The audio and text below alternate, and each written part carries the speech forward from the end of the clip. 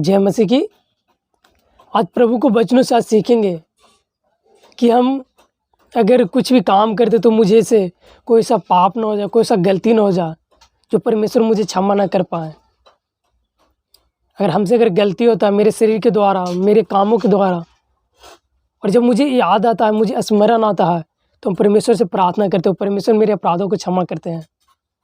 मगर क्या कोई सा पाप भी कर लेते, कोई सा गलत काम भी कर लेते तो मुझे पता भी नहीं चलता।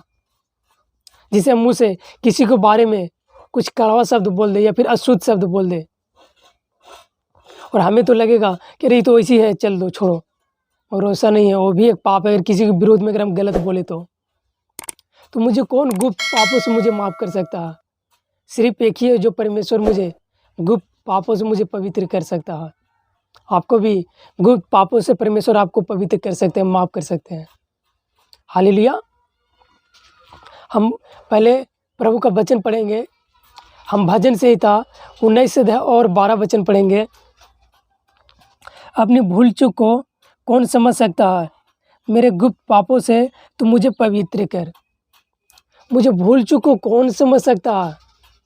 अगर हमसे कुछ गलती हो गया, मुझसे कोई सा काम हो गया जो प्रभु की नज़र में जो गलत था, गलत लोगों को संगति में मैंने चल गया, मुझे पता नहीं चला, तो मुझे भूल चूक को कौन समझ सकता है? सिर्फ परमेश्वर समझ सकते हैं। क्योंकि बाइबल में लिखा हुआ है, मनुष्य अपनी चाल चलन में तो बहुत धर्मी होता है, बहुत बुद्धिमान होता है, मगर परमेश्वर लोगों को, मनों को जानता है।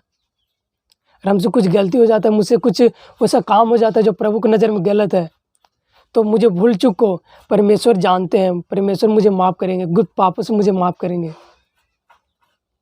अगर आपको साथ भी कुछ ऐसा चल रहा है तो परमेश्वर आपको माफ़ करेंगे। जब आप प्रार्थना करेंगे, जब अपने पापों को पछतावा करेंगे, तो परमेश्वर आपको माफ़ कर सकते हैं। अगर इसी के अगर 13 वचन पढ़ते हैं तो इस तरह से लिखा हुआ है, तू अपने दास को ढिठाई के पापों से बचाए रख, तो मुझ पर प्रभुता करने न पाए, तब मैं सिद्ध हो जाऊंगा और बड़े अपराधों से बचा रहूँगा। मुझे ढिठाई के पापों से भी मुझे माफ़ कर, तब मैं बचा रहूँगा और सिद्ध हो जाऊंगा।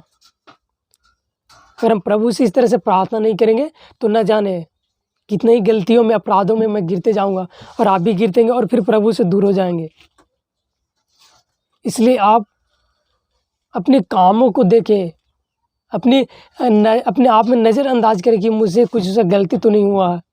अगर गलती होता है, प्रभु के सामने प्रार्थना करें। जब आप प्रार्थना करेंगे तो प्रभु जी आपको माफ़ करेंगे। अगर हम इसी को अगर भजन संहिता 51 अध्याय और 7 वचन पढ़ते हैं तो आप इस तरह लिखा है, जूफा से मुझे शुद्ध कर तो मैं पवित्र हो जाऊँ, हिम से भी अधिक श्वेत बनूँ। यानी जूफा, यीशु मसीह के लहू से मुझे धो तो मैं हिम से भी अधिक श्वेत बनूँ। अगर आप गलती कर रहे हैं, पाप कर रहे हैं, अनजाने में, आप नहीं जाने, अगर आपके द्वारा हो जा रहा तो आप प्रार्थना करें, प्रभु जी आपको अपराधों को क्षमा करेंगे और आपको धर्म के मार्गों में चलाएंगे। जैसे अब्राहम को चलाएं, इसहाक को चलाएं, याकूब को चलाएं, दानियल को चलाएं, शमूएल को चलाएं, बहुत सारे प्रभु जी अपने दासों को चलाएं।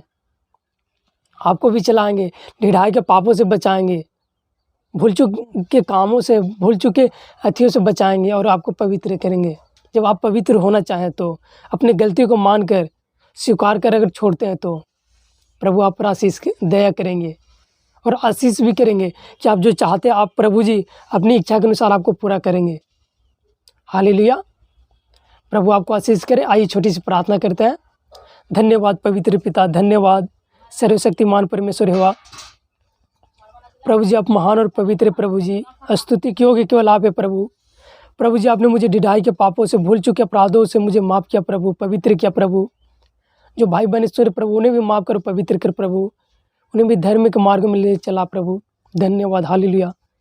आपने प्रार्थना विनती सुना प्रभु, धन्यवाद। सारा आदर में मत जलाल आपका मिले। छोटी सी प्रार्थना यीशु के नाम से प्रार्थना मांगते हो प्रभु जी, आमीन। God bless you. जय मसीह।